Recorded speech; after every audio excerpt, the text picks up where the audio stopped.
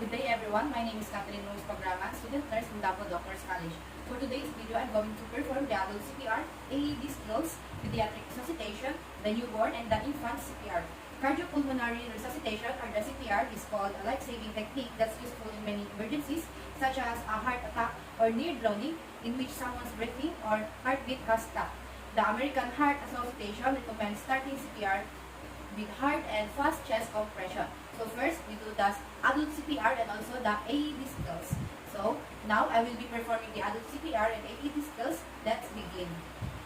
Upon arriving at the scene, scan the environment if there are any hazard present so we can avoid getting injured that can prevent us from assisting the patient. Then, go shout for help. Help! Everyone help! We got an unconscious woman. Then, check the pulse and breathing. Also check for level of consciousness and responsive by the tapping the shoulder. And asking, Ma'am, are you okay? Are you okay? Can you hear me? Okay. Then after that, deactivate the emergency response system by telling bystander to call 911. You, sir, call 911 immediately. We have a patient here needing help. Then, now the compression. So place the hand on lower half of the sternum. Interlock the finger. Then, now start doing 30 chest compression in no less than 15 and no more than 18 seconds. Compress at least 2 inches and make sure to have a complete recoil after each compression. 1, 2, 3, 4, 5,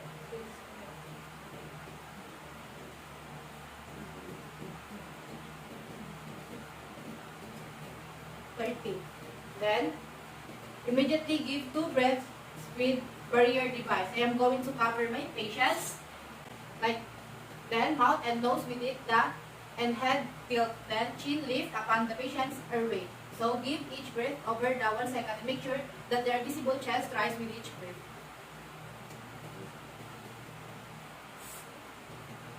Then after that, resume the 30 chest compression and 2 breath in less than 10 seconds until an emergency response arrives to take over. And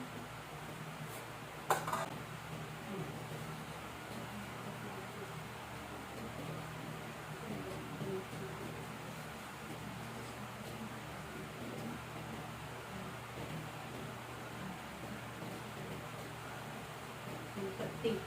Then now for the AED or the automated external defibrillator, let's say that I am the second responder. It will provide an electric shock to help the heart establish an effective rhythm. First is to power the AED and it will scan the patient's chest. If the patient's chest is hairy, we'll have to quickly trim the areas in which the patches of the AED will go because hair will act as a barrier and then the AED might not be able to deliver the shock. Then, attach the pad correctly. Place one of the below of clavicle on the right of the patient and another beneath the armpit just below the nipple line. So,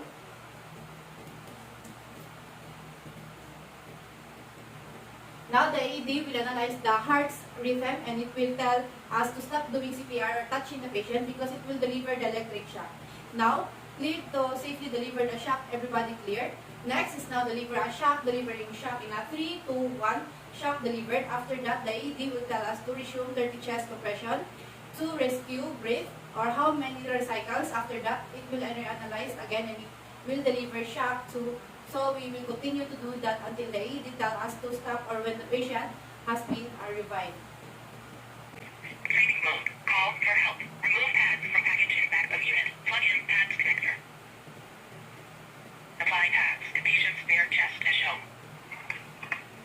Analyzing heart rhythm. Do not touch the patient. Shock advised. Charging. Stand clear. Press flashing shock button. Shock 1 delivered. It is safe to touch the patient. Begin CPR now.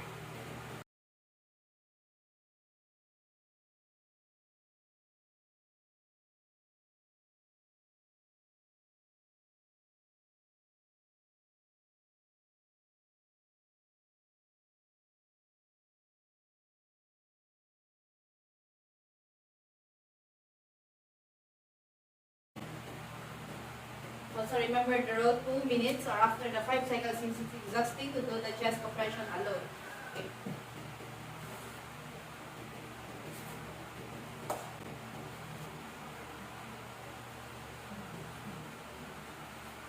Also, remember, practice good team dynamics because it is a key in leading efficiency and patient safety. And that's all for the CPR in adult and AED skills.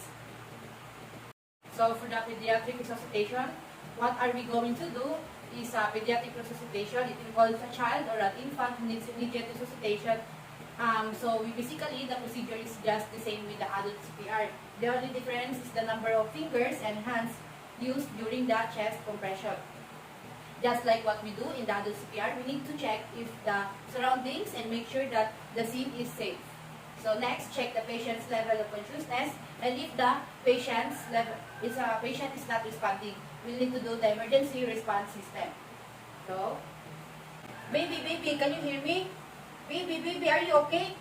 Sir, in the black shirt, can you please call 911 immediately? We have a patient that has a need immediate care. After doing that, check the patient's ABCs, the airway, the breathing, and the circulation. Now, we need to open the patient's airway. So, if the patient is wearing the constricted clothes, we need to loosen it up, or we can do the head tilt shift.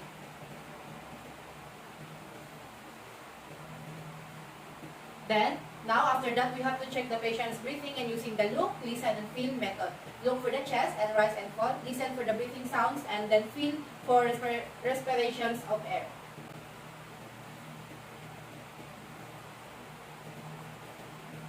Then, count 1 to 10. So if the patient is not breathing, I'm going to give the patient 2 rescue breaths using this improvised.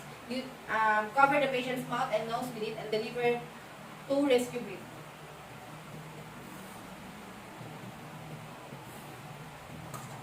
Then, after doing that, check again the pulse and breathing of the patient. Still, the patient has no breathing and pulse, so I'm going to proceed with the doing cardiopulmonary resuscitation. Like this. 30 compression.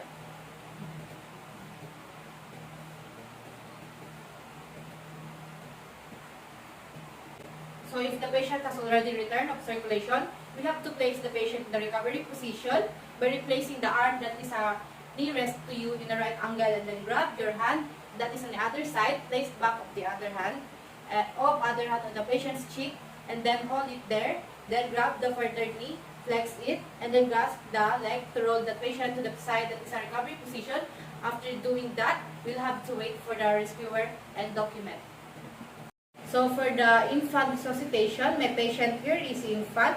Infant are within the range of 1 month to 1 year old. So in the order to deliver chest compression, we'll have to use 2 or 3 of our fingers. Now locate the lower breastbone of the patient just below the nipples, and then start giving chest compression at the rate 100 to 120 compressions per minute.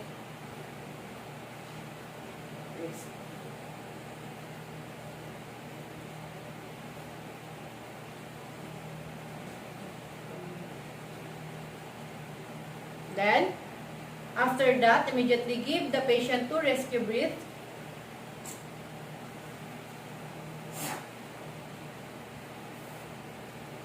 So now we'll have to do the compression and rescue the breath until the rescue arrives to take over. In doing this, make sure that in doing chest compression, there is a complete chest recoil, and then the depth of the compression is only 1 to 1.5 inches because we don't want to fracture the baby's bone. Also, for every rescue breath, there should be a visible chest rest.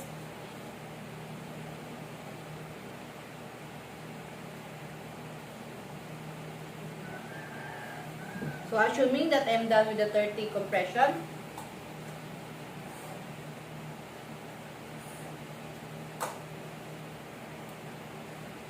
so for the newborn CPR, so now I'll be performing the newborn cardiopulmonary resuscitation. So first, we have to evaluate newborn's transition to extrauterine life using Apgar score. This will tell us how well the baby tolerated the birthing process, and the adverse for 5 minutes would tell us how the baby is doing outside the mother's womb. Now, let's check for responsiveness by tapping up the shoulder, rubbing the sole, and calling out the baby's name loudly. Baby, are you okay? Baby. If there is no response, position the newborn on his back and call for help to activate the cold blue or doctor's suite so that the doctors and nurses could come over and help us to revive baby. Now, we have to open the airway for us to suction the baby's mouth and nose using a suction valve to remove the secretions if there are any that is obstructing the baby's airway. After that, we can also do the head tilt and chin lift to still open the baby's airway.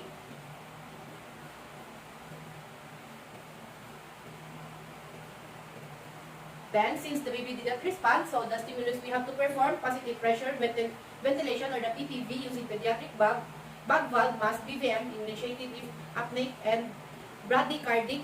Attach BVM to oxygen cylinder with 100% oxygen.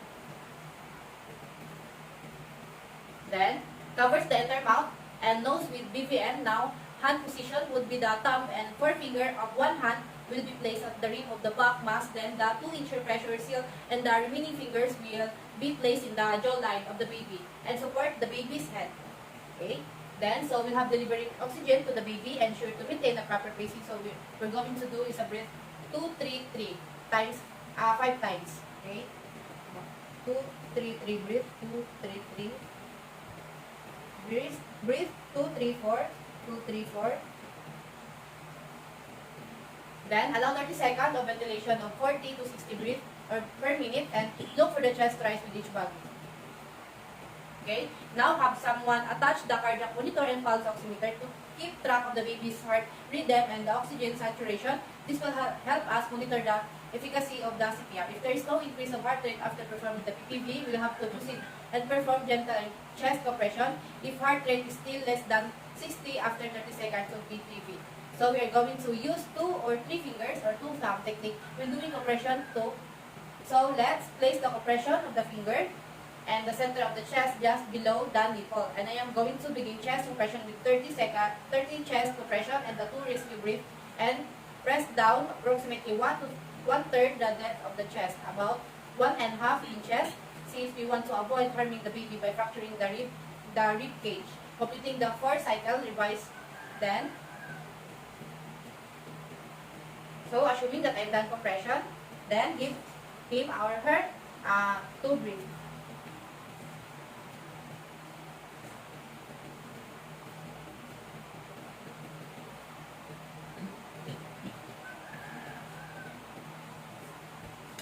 So let's evaluate the heart rate after 4 cycles. If heart rate is still less than 60, increase of 60, continue chest compression and assist the intubation and giving meds. Now, if heart rate is less than 100, proceed to doing post-resuscitative care, wherein we could refer to the posterior specific care algorithm because it shows the procedural test that is needed to ensure the baby is fine. Let's document the time, the procedure assessment, responses to the treatment, and medication given.